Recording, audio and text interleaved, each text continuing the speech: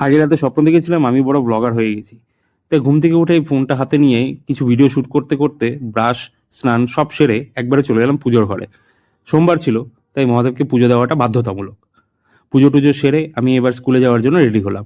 Ready হয়ে আয়নাতে দেখে নিজেকে একটু হিরো হিরো ফিল নিয়ে নিলাম। তারপর আগের রাতের ভেজানো কিছু ড্রাই ফ্রুটস সেগুলো খেয়ে আমি চলে গেলাম বিড়ালের কাছে। বিড়ালগুলোকে না দেখলে আমার দিনটা শুরুই হতে চায় না।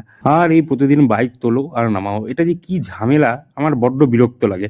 যাই হোক, বাইকটাকে কষ্ট মষ্ট রাস্তায় নামিয়ে চলে এলাম ভাত খাওয়ার জন্য। ভাত টাত খেয়ে গোবিন্দকে একটু আদর টাদর করে আমি বেরিয়ে পড়লাম স্কুলের উদ্দেশ্যে।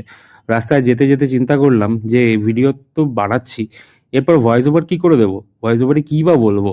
এইসব চিন্তা করতে করতে স্কুলে পৌঁছলাম। অ্যাটেন্ডেন্স সেরে স্কুলের কমন রুমে চলে গেলাম। সেখানে গিয়ে ছাত্রদের সাথে কিছুক্ষণ দেখা করে চলে এলাম পরীক্ষার হলে। ক্লাস 5 থেকে ক্লাস 10 পর্যন্ত ছাত্রছাত্রীদের ফার্স্ট সামেটিভের এক্সাম চলছিল। পরীক্ষা শেষ হয়ে গেলে আমরা কিছুক্ষণ আরো স্কুলে থাকি, ছাত্রছাত্রীরাও থাকে। এরপর যখন সবাই চলে যায়, তারপর আমিও বাড়ি ফেরার উদ্দেশ্যে আবার রেডি হই। বিশ্বাস করো বন্ধুরা, কোনোদিনও যে নিজের একটা মিনি ব্লগ বানাবো তা আমি জীবনেও কল্পনা করিনি। আর তার উপরে আবার ভয়েস ওভার, এই সমস্ত টেনশন নিয়েই সেদিনটা আমার কেমন যেন নার্ভাস লাগছিল ভীষণভাবে। বাইক চালাতে চালাতে ভাবলাম যা হবে দেখা যাবে।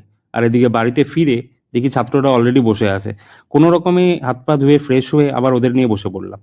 বাচ্চাগুলো চাইতে যেন বড়গুলো বেশি দুষ্টু। ওদের ছুটি দিয়ে কোনো রকমে খাওয়া দাওয়া সেরে আবার বসে পড়লাম পরীক্ষার খাতাগুলো চেক করার জন্য। আর তারপর বিড়ালগুলোর সাথে আবার একটু খেলাধুলা করে আমি আমার দিনটাকে শেষ করলাম। বন্ধুরা, ভিডিওটি ভালো লাগলে অবশ্যই লাইক, কমেন্ট এবং সাবস্ক্রাইব করে আমার পাশে থেকো।